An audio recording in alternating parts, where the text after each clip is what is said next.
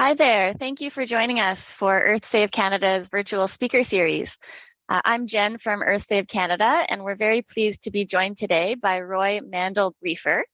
We do apologize for starting a few minutes late here. We had some technical difficulties, as is often the case with the Zoom, but we're here now. Dr. Mandel-Briefer is joining us from Copenhagen. And he's going to be addressing the question, would you rather be born a beef calf or a dairy calf? Dr. Mandel-Briefer is a cognitive psychologist with a PhD in animal welfare. Roy works as an assistant professor at the Department of Veterinary and Animal Sciences, University of Copenhagen. His research involves the behavior and welfare of farmed animals, mostly cattle, and more recently, the behavior of humans and free-roaming cattle in nature parks. Roy is currently exploring tools from the field of human behavior change and modification to improve dog and owner welfare. So we're very interested to hear what Dr. Mandel-Briefer has to tell us today. He will be planning to speak for about 45 minutes, and we will leave about 15 minutes at the end for Q&A. So if you are joining us live, please post your questions either through Facebook or YouTube. And anybody who posts a question or comment on this topic will be entered into a draw for one of two $25 gift cards from Vegan Supply.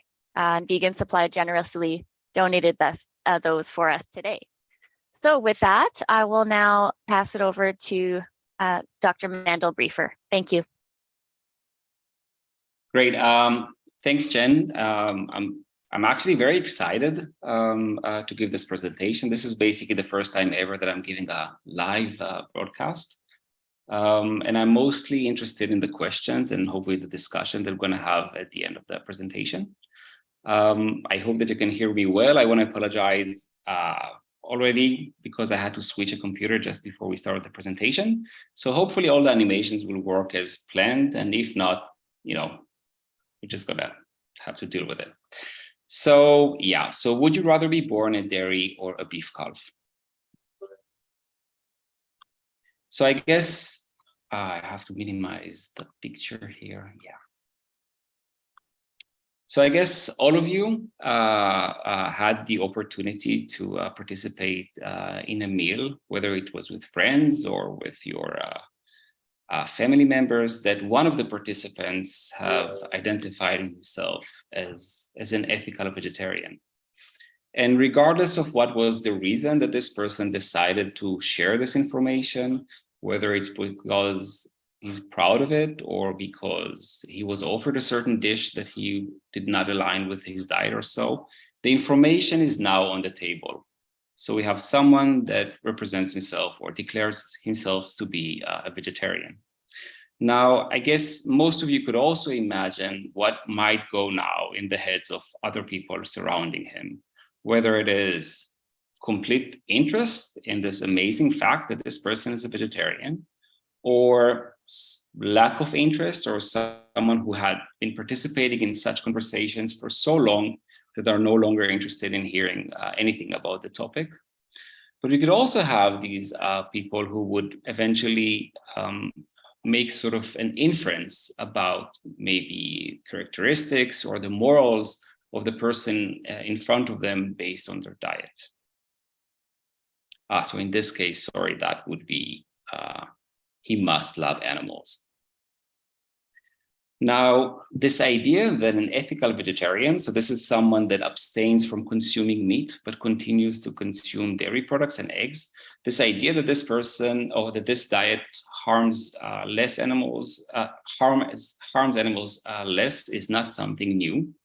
I guess if I would have, well, now it's 8 o'clock in the evening in Copenhagen, but if I would have exited the office and I would have asked a random person here, would they assume that an omnivore diet or a vegetarian diet causes less harm to animals? Most probably we would have heard the answer that a vegetarian diet causes less harm. And the idea is that someone decided to abstain, to remove something from his diet due to ethical considerations, which overall makes sense. And this is not a new idea. We are very much exposed to this idea on a cultural level.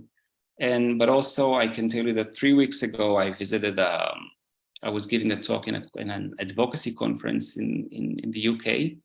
And I was speaking to different researchers there, and they as well truly strongly believe that a vegetarian diet actually causes less harm to animals than consuming meat, and therefore they base their they build and they base their scientific questions accordingly.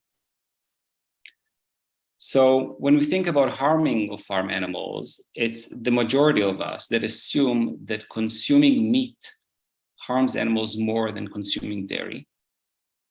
Some of us, I would assume people maybe in the audience here would assume that maybe there is no difference between dairy and meat consumption, and they harm animals to the same degree. And maybe a smaller proportion of the audience would actually assume that it's dairy products, that consumption of dairy products actually causes more harm to animals than meat. Now, based on my own personal experience, this seems to be this idea that a vegetarian diet harms animals less than consuming meat, for example. So this seems to be sort of a consensus. I've visited and taught in several places and toured the world quite a bit. And this was always the assumption that I heard from people, that a vegetarian diet is indeed less harmful. Now, when you think about it, the basis for this assumption is not very clear. If you think about how beef and dairy, how the industry works. So if we look at, for example, at beef cows here and dairy cows, and the production, the basis of the production is based on producing calves. So a dairy cow, as well as a beef cow, cannot produce milk without producing calves beforehand. And therefore, the basis of the system is production of calves. Now, male calves are usually, well, I cannot see all the screen, but hopefully I can move this one up. I apologize for the technical issues. Yeah. So when we talk about male calves, those will, mostly will be fattened and eventually slaughtered, and the time of slaughter depends on the type of meat and eventually also on the source, whether it's white or rose veal, or whether it's red meat. You can see the number down at the bottom of the slide. I tried to give a wide range as possible. Now, in the dairy industry specifically, we also have the option of the male dairy calves eventually being slaughtered within the first week of life. Those are called bobby calves or surplus calves. Now, for female calves, we can also have the same idea that they're being fattened and eventually slaughtered, or many times they will be raised to replace their dam, to replace the mother. And eventually, in the dairy industry, that will be after 5 years. In the beef industry, that will take a bit longer. Eventually, they will all be slaughtered. So we can all agree that all animals in cattle production systems are killed in a premature state, premature age. So what is the main difference eventually between dairy herds and beef herds? Well, that is, of course, the milk and all it has to do eventually around milking the animals and how you eventually handle the calves. So for a beef cow, eventually the milk in many cases will be eventually given to the calf itself. Where in the dairy industry, the milk is actually the component that separates the dam from the calf. And the milk, and eventually the cow will be milked between 1 to 3 times a day. Now, allowing calves to stay with their dams in the beef industry allows a more extensive system where separating the calves from the dams and feeding them separately and many times keeping them in social isolation that would eventually demand a more intensive system. Many times those animals are kept indoors and with partial or no access to pasture. So we can say that the main difference between the dairy production and beef production is how much you intervene in the lives of these animals, how much you get from them.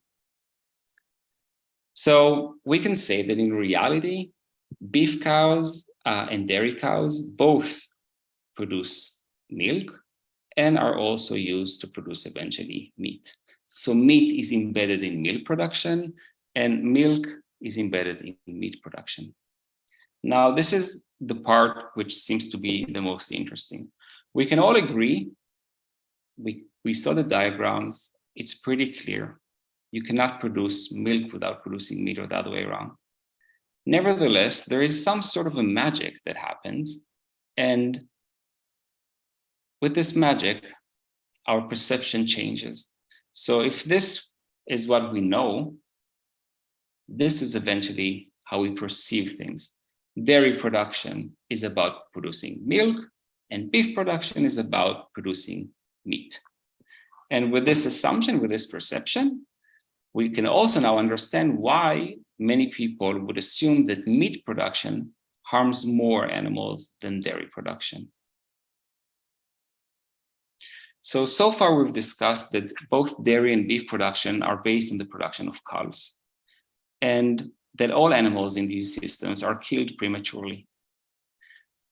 We also discussed the fact that there is a higher intervention in the life of dairy cattle, both in the lives of the dams themselves, but also in the lives of the calves, and I will talk about it a bit more later.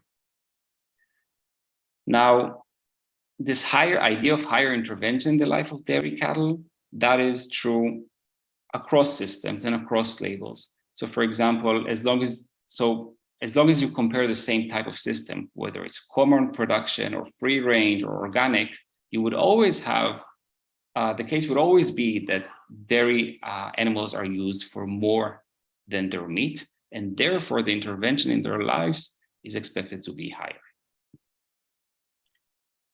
So if we all agree that eventually all the animals in both industries are being slaughtered prematurely, the question is, who has better welfare throughout its life until the point of slaughter? Is it dairy or beef cattle? Now, so I'm an animal welfare scientist, and these are not the type of questions we usually ask. So the basis for animal welfare science is that we comply with societal choices. For example, society decides that we would like to consume beef products or dairy products. And then what we try to do is we try to explore and understand what are the needs of animals in those systems and how we can adapt eventually the systems to those needs. And eventually the idea is to improve the systems. It's never about choosing between if the consumer should consume dairy or beef. And I'm mentioning all of this because I forgot to mention that basically no one ever asked, no one ever explored in a scientific way who has better welfare throughout its life when you compare dairy and beef industry. And now you understand why, at least when it has to do with those who are supposed to be able to provide the scientific answer to it. Now, luckily enough, we actually did ask exactly this question, and the paper the title that you see here, that's the paper that was published. So you can, it was published in a peer-reviewed journal, in open access one. So basically, all of you can easily access it from your browser. And for those of you who might be skeptical about the conclusions that I'm going to show, the raw data is available. You have a link in the paper, you can press it. You have an archive with the raw data. You have all the statistical models. You can check and verify that you indeed agree with what was done. So the aim of the paper, the aim of the study that I just mentioned, was to compare between the welfare of beef and dairy cattle in common production systems. And the method we used was expert evaluation. And I'm going to tell you a bit more about the experts themselves. And when I say experts, I mean bovine, bovine welfare experts, so cattle welfare experts. And I'm going to tell you soon more about who were the experts, what were they exactly expected to do, and so. And our prediction was that dairy cattle are at a higher welfare risk than beef cattle. So, and that is because of the higher intervention in the lives of dairy cattle, as, mind you, they are being used for more than their meat. So who were the academic experts?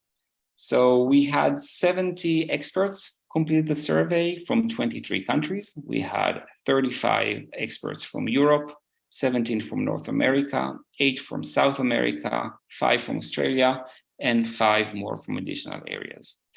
The median experience of those experts was 15 years. So these are, I would say, well-established researchers at that point. And the age index, the minimum age index that we used was,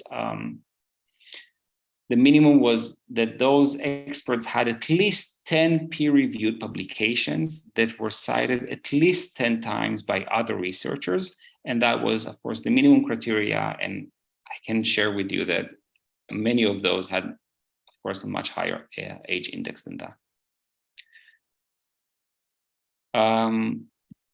Yeah, so what were the experts requested to do? So we asked the experts to rate the welfare of cattle in the following way. So we asked them to rate the welfare of beef cattle and dairy, of beef cows and dairy cows, of beef calves and dairy calves which are raised for red meat, of beef calves and dairy calves which are raised for veal, and of beef calves and dairy calves which are raised to replace their dams, to replace their mothers. And what the experts did is that they compared, or they rated those animals based on the common production systems in their own country. So in their own country of expertise. So the evaluation period was the majority of the life of these animals. We did not include, though, the transport and the slaughter itself. So what were the experts asked to do in terms of which dimensions, welfare dimensions, were they assessing? So we used the Welfare Quality Project, which is a collaboration. It's an EU-funded project, which is a collaboration of 40 research institutes, which they were doing a lot of work. One of them was the Welfare Quality Protocol, that eventually a protocol that allows you to assess the welfare on farm, which are mostly animal-based measures. And what we did, we used that as the basis for our welfare dimensions, the ones that we chose. So we focused on 4 dimensions. The first is feeding. So we asked the experts to rate the likelihood of the animals to suffer from aspects that has to do with water intake and their diet. So for example, receiving inappropriate or inadequate diet in terms of the quantity of milk, the feed, the number of feeding bouts, quality of feed, and digestibility. The next dimension was the housing. We asked about thermal comfort, resting comfort, and ease of movement.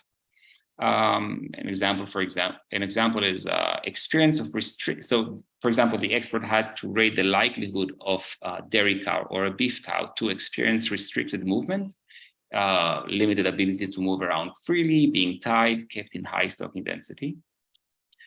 They were asked to rate the health of these animals in terms of pain, disease, injuries. So, for example, what is the likelihood of a dairy calf raised for red meat or a beef calf raised for red meat to suffer from pain induced by management, handling, or surgical procedures? And we also asked them to rate their behavior in terms of their social behavior, opportunity to engage in other natural behavior, for example, going on pasture, foraging, about human interaction, and their ability to engage in behaviors which elicit positive affective states. So for example, experience, so example for the first would be experience of negative affective states, fear, distress, frustration, or apathy due to negative human-animal relationship, husbandry, management, or the environment in which the animal is kept. And for the positive affective state, that will be have limited opportunities to express normal, non-harmful social behaviors. For example, limited allo-grooming, so that's social grooming, and limited social play. Right. So the experts were asked to rate the likelihood of those situations was 12 criteria. And then they were also asked to rate their confidence in their ratings themselves. And then we weighted the likelihood ratings based on their confidence. And then what we did, we created a composite score using a principal component analysis. To those of you who don't feel less comfortable with statistical terms, I would also show some averages and medians soon. So from the point of view of the expert, they were shown these 12 criteria, and they were asked to rate the likelihood for both animals which the origin is beef calves or dairy, the origin is beef or from dairy herds, and also to rate their likelihood. And they were asked to basically repeat this 4 times. So once for cows, once for calves which are raised for red meat, once for calves which are raised for veal, and once for calves which are raised for replacement. So the results. So the y-axis that you're seeing here is the overall welfare risk. So the higher, the higher the risk, the lower is the welfare. So let us look at calves raised for red meat. In blue, you can see dairy calves, and in red, you can see beef calves. And you can see that dairy calves are at a higher, they were rated as being at a higher welfare risk than Dairy calves were raised as being at a higher welfare risk than beef calves when they're raised for red meat. Dairy calves were also raised as being rated as being at a higher welfare risk compared to beef calves when they were raised for replacement. The same goes for cows. Dairy animals are rated as being at a higher welfare risk than beef animals, and the same goes for veal. So you can see that across production goals, whether it's red meat replacement, replacement the cows themselves, or to be raised as veal, animals that originated from dairy herds, they were at a higher welfare risk. Now, one might claim that maybe since we had experts from 23 different countries, different regions of the world, maybe the welfare legislation in those areas affected in some way the ratings of the experts, and that's why we found what we found. So what we've done is we divided the experts based on their origins. So EU, we clustered them to the EU, and then we had North America and other regions of the world. And we looked at the results again, and we saw the same thing. So just to explain the rationale, when you look at the commission level or the federal level, it's the welfare regulations. We actually have a higher welfare standards in Europe compared to North America, and basically you see the same results. So dairy animals are rated as being at a higher welfare risk than beef animals, regardless of the production goal, whether it's red meat to replace their dams, whether they're adult cows or for veal. Now, to those of you, so now I'm going to show you more of the averages and the medians. So in red, I colored all those cases where the results were against our prediction. So the results, the cases where beef cattle were actually at a higher welfare risk compared to dairy cattle, and there are these ones here. And in blue are all the cases where it was that aligned with our hypothesis that dairy cattle are at a higher welfare risk, and those you can see here. So basically, what you can see is that across the 12 dimensions of welfare that we have assessed, that the experts assessed, we see quite a clear picture in relation to, the fact that dairy animals are simply at a higher welfare risk. So in contrast to common belief, experts rate dairy cattle raised in common production systems as more likely to experience negative welfare than beef cattle across production goals. So this is across production goals, whether it's red meat, veal replacement calves, or for the cows themselves. What does it mean? It means that if you're now traveling the world by train, of course, and you choose to enter a restaurant, a supermarket, or a fast food chain, and you choose a dairy product over a beef product or over a meat product, you're most probably giving your money to an industry that inflicts more suffering on the animals than if you would have chosen the other way around. What does it mean about organic? So in our specific study, we haven't looked at organic farms, we looked at common production farms. But then again, the same principle should apply because the intervention in the life of dairy animals is also higher in organic farms when it's compared to beef animals, to beef herds. So therefore, if you would have entered an organic restaurant or an organic supermarket or organic fast food chain, and by choosing dairy products, you would actually be contributing your money to an industry that actually inflicts more suffering on the animals. So are you surprised? Well, based on the first few slides where I reminded you how basically these systems work and the fact that they both produce meat and milk, and that dairy animals are also milked in the process, and therefore that affects the way they're raised, but also the way their calves are raised, I guess you should not be surprised. But I can also share with you the fact that the dairy animals eventually are at a higher metabolic load because they are, in addition, being used for their milk, which is sold to humans. They experience a higher movement restriction. You can think about the fact that many of them are raised indoors, and that is something which we see that is happening more and more, especially when it has to do with zero grazing systems, so systems in which the animals have no access to pasture at all.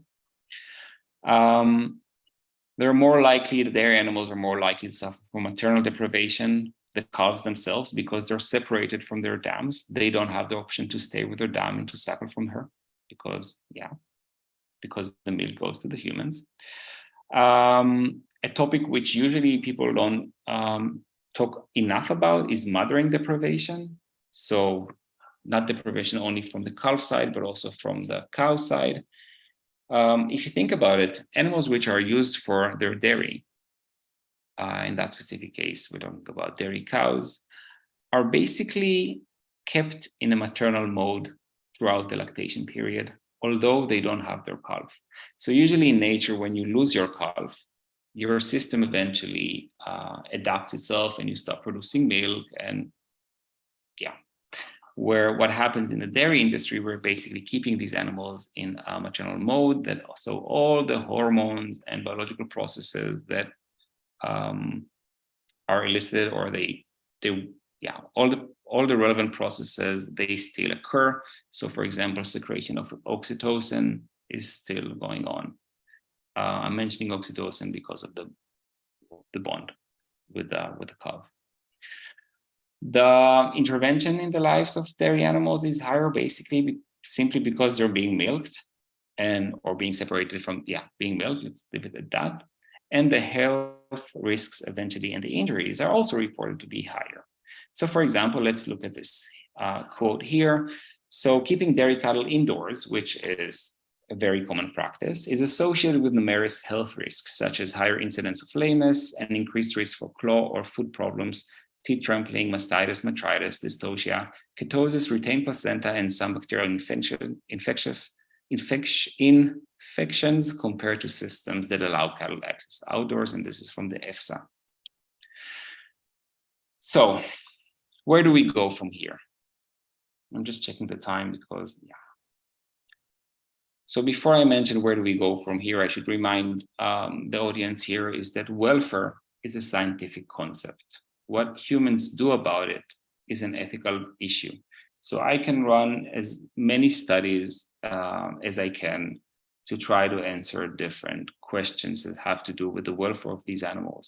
What eventually we humans decide, what society decides to do with this information, that many times, yeah, that could be a very different case.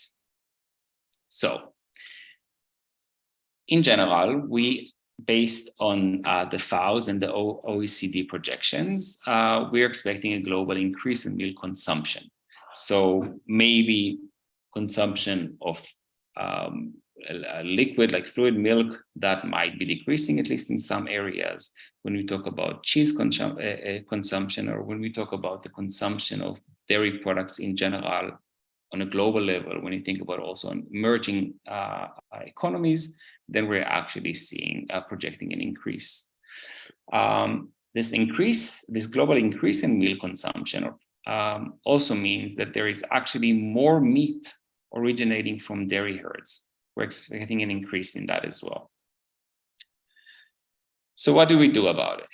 One option is to basically continue to stand in place and to simply rationalize our decisions. So for example, we can claim that, yeah, well, based on these results, dairy animals from dairy herds indeed might be at a higher welfare risk, and they might be suffering more. But if you compare, or if you calculate the amount of suffering per nutritional unit, calorie or protein or fat, maybe we can, maybe it's justified then, because we use the dairy animals for both their meat and their dairy. So we use them more, so maybe that will work.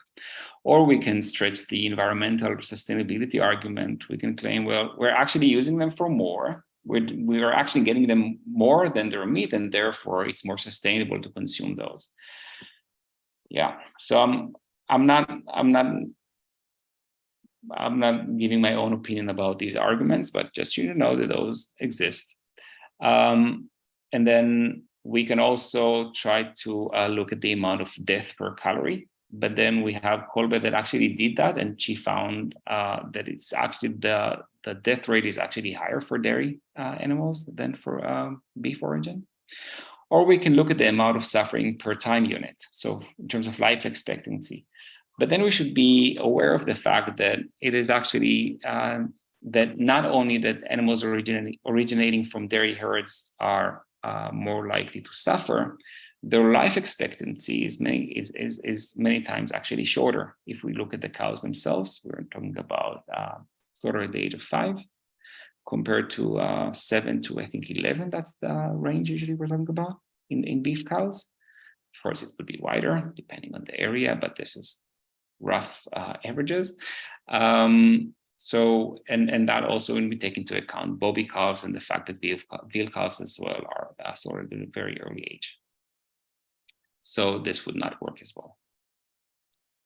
So how do we move forward? If we're not standing in place, how do we move forward? So we can start doing it by raising awareness. We could raise awareness that milk is actually meat production. And not only that milk is meat production, the animals in that production actually experience worse welfare conditions. One way of trying to do that, so now when a consumer goes to the supermarket, they see beef, but they don't know where this beef comes from. By labeling, for example, whether the beef comes from a beef herd or from a dairy herd, that could be a start for trying to raise the awareness between the link between dairy production and meat production. Now, of course, if someone assumes that the dairy production is more humane, so they might make the wrong decision there. Or we might be missing all the vegetarians that do not consume meat, and therefore they would not be exposed to this message here. But when we think about dairy production or consumption, we should think about the majority of consumers, and those obviously would not fall into the category of vegetarians. So maybe that might be actually a good idea. We could also try to minimize the welfare gap between dairy herds and beef herds. And certainly, I personally think it might be a very good idea to put both industries they will face each other, and they will compete who provides better welfare conditions to the animals. But just bear in mind that even if they do so, it would always be, almost by definition, the case that dairy animals will suffer more because, again, they're used for more than their meat. A different approach maybe is to just create a clearer message to consumers. There are animal-based products and there are plant-based products, and that's it. So instead of doing this, what seems to be the case, at least in some regions in the world, where we talk about beef and then we talk about dairy as if it's like the better option, and as if dairy production is not related to production of beef. So it will just be animal products versus plant-based products. Now, in terms of advocacy, many times the transition from an omnivore diet to a plant-based diet is through a vegetarian diet. And by encouraging people, for example, to first give up meat and move towards a more vegetarian diet, we actually might be encouraging them to adopt a diet that causes more harm to animals. Maybe a different approach could be that when you want to move from an omnivore diet to a plant-based diet, or from a vegetarian diet to a plant-based diet, the common thing would be to actually minimize dairy consumption.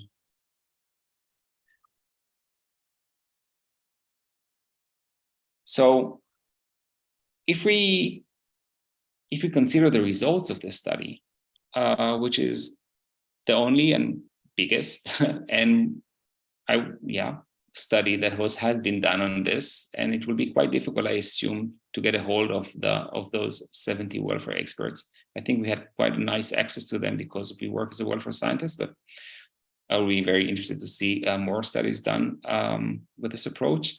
But basically, if we compare eventually what is the harm caused to animals by the different diets, so it is actually the one that abstains from dairy. This person actually causes animals less suffering than the one that abstains from meat. And of course, we wouldn't want to have the person that we wouldn't want to encourage people now to ditch dairy, but we wouldn't want them to start to replace the dairy with meat and start eating more meat. That's, of course, would not align with what our planet seems to be suffering from in terms of climate change. But in terms of suffering to animals, we should remember that it's actually that abstaining from dairy would actually be a better way of trying to reduce your impact on the welfare of these animals. So I started with this example here of this guy who is an ethical vegetarian. And since we published this study, I've seen quite a lot of people who use this study to bash and to poke vegetarians for their decision, sort of showing them that actually by choosing to continue to consume dairy and actually to give up meat, they're actually causing more suffering to animals. And I don't think that's probably the right way to use the information that was provided in the study. Maybe a better way would be to think about our shared responsibility in relation to these animals instead of trying to find a certain sector and bash it in some more. So in relation to the questions that I started with, would you rather be born a beef calf or a dairy calf? Based on the results of this specific study, it is actually the case that it would probably be smarter to be born as a beef calf.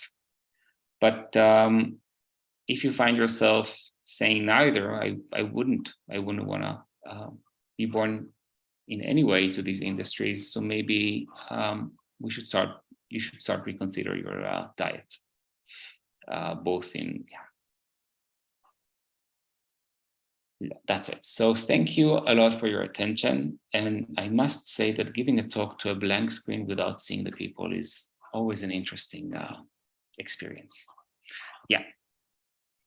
Thank you for that, Dr. Mandelbriefer. I know it's never easy giving presentations into our screens, but so let's go to some questions for you. And the first thing I'd like to ask is a little bit about yourself and how you got into this particular field of study. And I wonder if you have any suggestions for other people who may be concerned about animals. Is this a good field for them to consider, studying animal welfare science, and what roles are out there?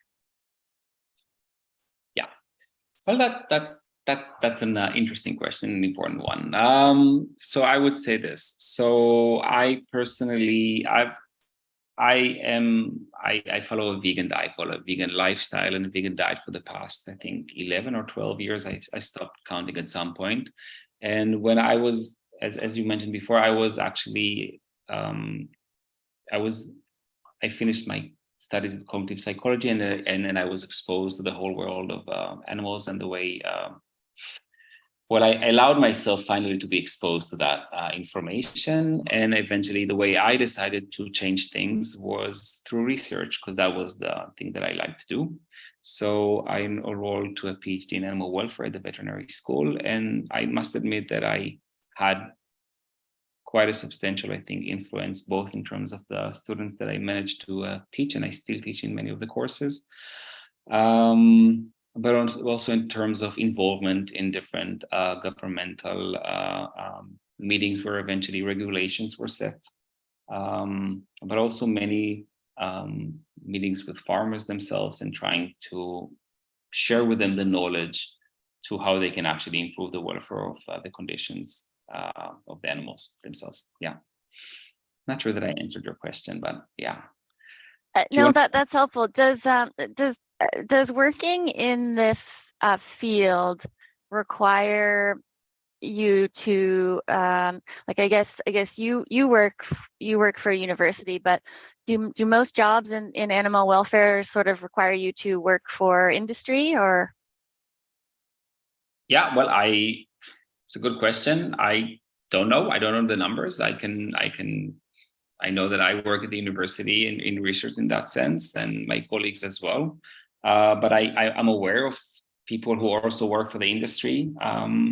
But I think in that sense, they're a bit more confined to their workplace and the research that we can do, although it eventually many times is funded by the industry. At least I was lucky enough not to be funded. So, and to find my own funding opportunities for this. So, yeah. So there are other opportunities out there to do your work. You're not taking money from industry necessarily. Yeah, definitely. Yeah. And I think it seems to be that we're a growing number of animal welfare researchers that that follow a vegan diet and are trying to make a change within the system itself. Yeah. That's great.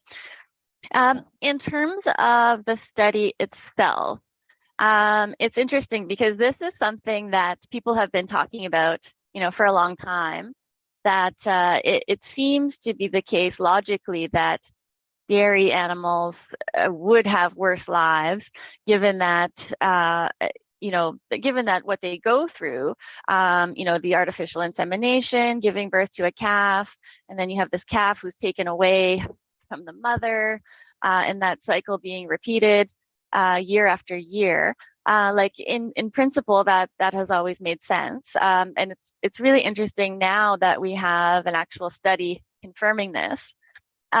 What reaction have you heard to this study, whether it's from within animal welfare science or outside of it?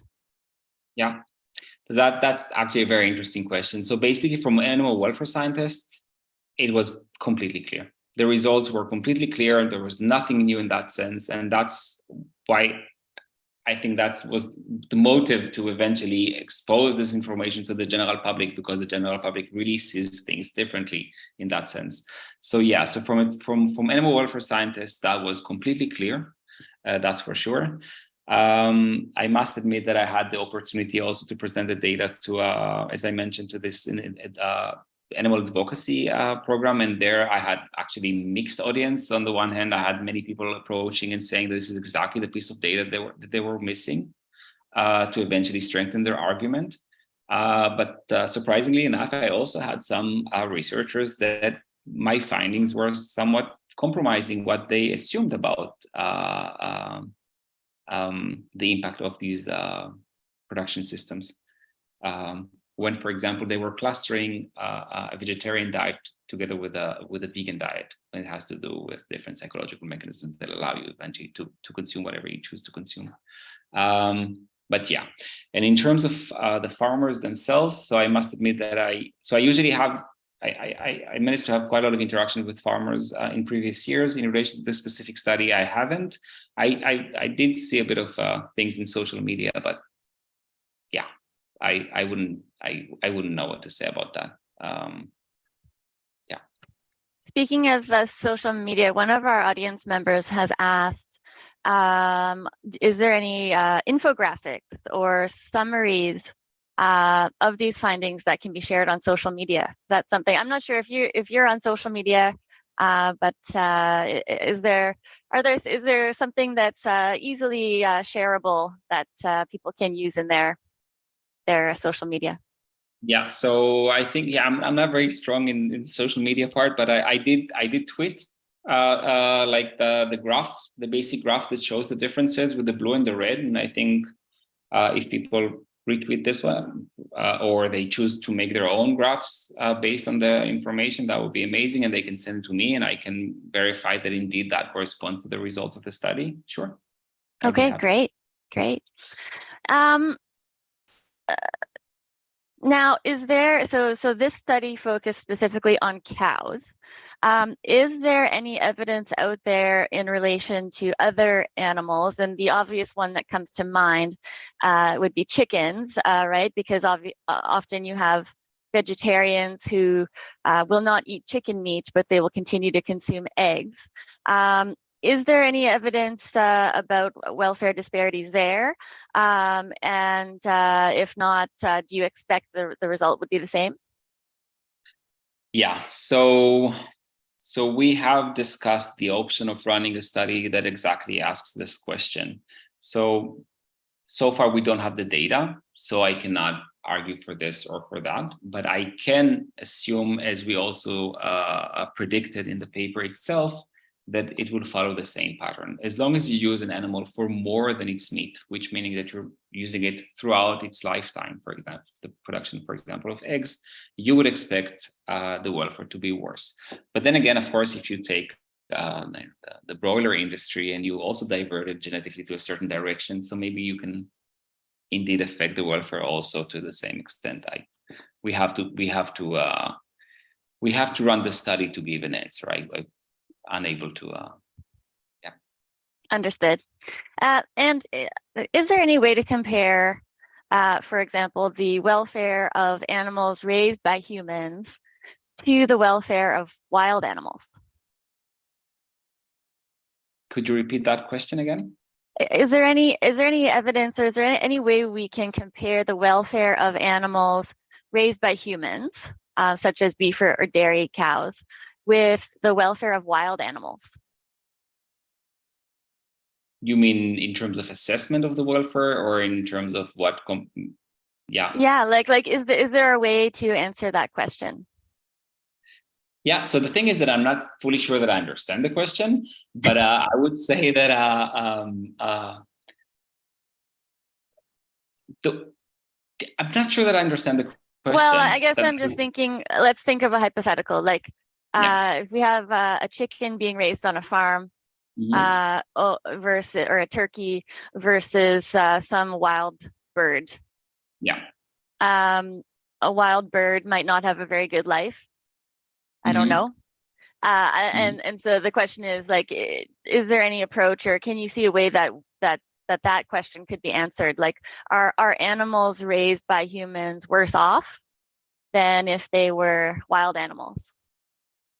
Yeah, so I would say that really depends, I guess, on many factors. So for example, yeah, if you would have a wild animal which is currently, lacking food and is dying for, different reasons. So then I would assume the welfare wouldn't be so positive, but definitely one can argue or one can hypothesize that once humans intervene in the lives of these animals in terms of whether the breeding goals or simply daily management and so on. So yes, we definitely increase the risk of compromising their welfare. But again, you have to, yeah. Okay, maybe that's a study you'll be doing in the future. So we'll wait for that one. Yeah. Yeah, it's quite a wide one though. It's a very wide study, but definitely I can. Okay, I think we have time for one more question, and I'm going to read this one out. So, but you had touched a little bit, I think, in one of your slides about environmental sustainability.